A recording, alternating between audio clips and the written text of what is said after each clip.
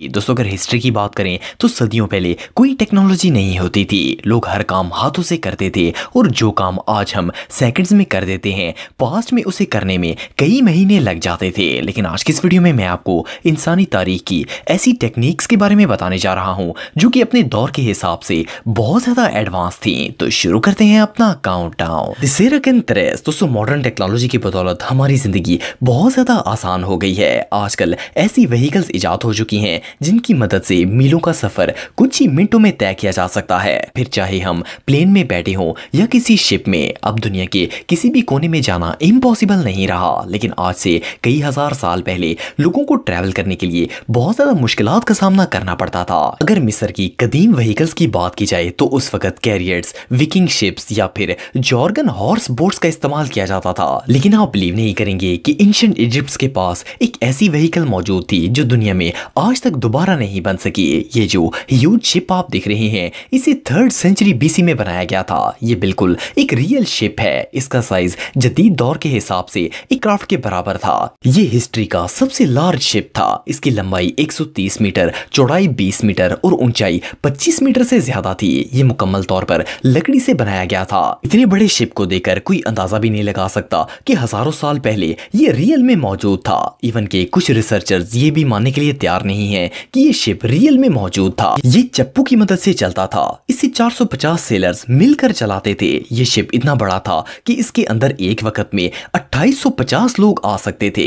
It means कि उस वक्त इस एक शिप के अंदर एक पूरा टाउन आ सकता था। इसे देखकर ऐसा लगता था जैसे 2 बड़े शिप्स को जोड़कर एक शिप बना दिया गया हो। इसका वजन 4000 टन से ज्यादा था। ये इंसानी तारीख की सबसे इनक्रेडिबल इन्वेंशंस में से एक थी।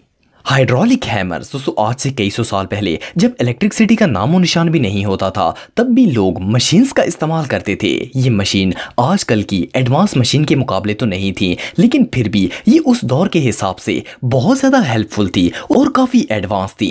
ये जो हाइड्रोलिक हैमर आप देख रहे हैं ये भी इन्हीं में से एक है। साउथ ईस्ट चाइना में आसार कदीमा के माहिरीन ने ये 2000 साल पुराना वर्किंग टूल दरियाफ्त किया है। इस मशीन का व्हील पानी की पावर से चलता था और इसके आगे हैमर्स लगे हुए थे। जैसे जैसे ये व्हील घूमता है हैमर ऊपर से नीचे की तरफ हरकत करता है। इस मशीन को पिसाई के कामों के लिए इस्तेमाल किया जाता था। इस टूल का हर एक हैमर 450 न्यूटन पावर रखता था। ये मशीन 10 लोगों के बराबर काम करती थी और मजे की बात यह है कि ये इंसानों की तरह थकती भी नहीं थी और ना ही इसे कुछ खाने के लिए चाहिए होता था। ये 24 घंटे बगैर रुके काम करती रहती थी। इसे चलाने के लिए कोई एनर्जी भी नहीं लगानी पड़ती थी। एंशिएंट चाइनीज इसे अपने मसाला जात और गंदम वगैरह पीसने के लिए इस्तेमाल करते थे। इसकी इन्वेंशन के कुछ ईयर से बाद इसे चाइनीज रेवोल्यूशन इंडस्ट्री में लोहे को तोड़ने के लिए यूज किया जाने लगा। इवन कि आज तक इस मेथड को मॉडर्न फैक्ट्रीज में भी यूज किया जाता है। लोहे को गर्म करके इस पर ये हैमर मारने से वो आसानी से टूट जाता है। ये इन्वेंशन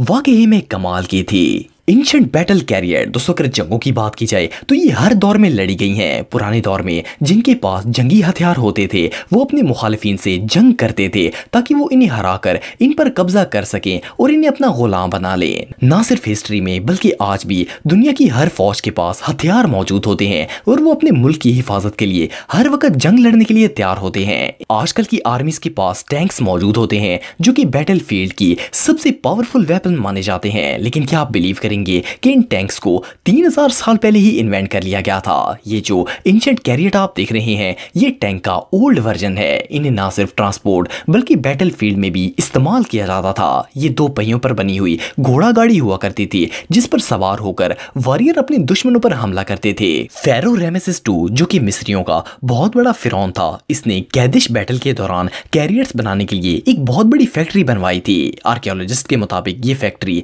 नीला डेल्टा के इलाके में बनाई गई थी। इसमें जंग के लिए 4000 कैरियर्स बनाए गए थे। यहाँ एक ट्रेनिंग ग्राउंड भी बनाया गया था और इसके अलावा एक रियल असेंबली लाइन भी क्रिएट की गई थी। ये फैक्ट्री आजकल के दौर की जदीद फैक्ट्रीज की तरह ही काम करती थी। फर्क सिर्फ इतना था कि इसमें कन्वेयर बेल्ट नहीं था। आजकल के वार टैंक्स इन्हीं कैरियर्स के कॉन्सेप्ट पर बनाए गए हैं। ये रियली इनक्रेडिबल है। जूज क्रॉसबो। दोस्तों आप में से अक्सर लोगों ने क्लैशनकोव देखी होगी। ये एक बहुत ही रैपिड फायर वेपन है। इसकी सारी गोलियां एक दफा दफा चलाने पर ही बाहर निकल आती हैं। ये आम राइफल से कई गुना पावरफुल होती है। इसका इस्तेमाल ज्यादातर जंगलों में किया जाता है ताकि दुश्मन पर तेजी से अटैक किया जा सके। इसे पहली दफा 1947 में बनाया गया था, लेकिन क्या आप जानते हैं कि एक्चुअली इसकी इजाद 2000 साल पहले चाइना में हो चुकी थी। इस वेपन का नाम ज़्यूज क्रॉस बो था। ये कोई नॉर्मल क्रॉस बो नहीं थी, ये एक रिपीटिंग क्रॉस बो थी जिसकी मदद से सिर्फ 15 सेकंड में 7 से 10 तीर कमान के अंदर से निकल सकते थे। हालांकि आम कमान से 1 मिनट के अंदर सिर्फ 2 तीर ही निकलते थे। चाइनीज वॉरियर इसे अपनी जंगों में यूज करते थे। ये डिवाइस दूसरी या तीसरी सदी में इन्वेंट की गई थी। कुछ रिसर्चर्स का यह भी कहना है कि ये इससे भी पहले बनाई जा चुकी थी। इन्हें आखिरी दफा 19वीं सदी की जंगों में यूज किया गया था। इसे चाइनीज रिपीटिंग क्रॉसबो भी कहा जाता है। इसका एक और इंटरेस्टिंग फैक्ट ये भी है कि ये क्रॉसबो लीवर एक्शन राइफल के 1873 विंचेस्टर मॉडल की सेम स्पीड से शूट करती थी। इस वेपन को चाइना की औरतें अपने घर में चोरों और डाकुओं से बचाव के लिए यूज करती थी। इसके अलावा इसे जंगलों में शिकार के लिए भी इस्तेमाल किया जाता था। ये रियली अनबिलीवेबल है। कॉपर सा दोस्तों, आप में से अक्सर लोगों ने पिरामिड्स देखे होंगे। कदीम मिस्र के लोग इन्हें रिलीजियस पर्पस के लिए तामीर करते थे। ये कदीम दौर की उन पहली सिविलाइजेशंस में से एक थी जो मौत के बाद जिंदगी पर यकीन रखते थे।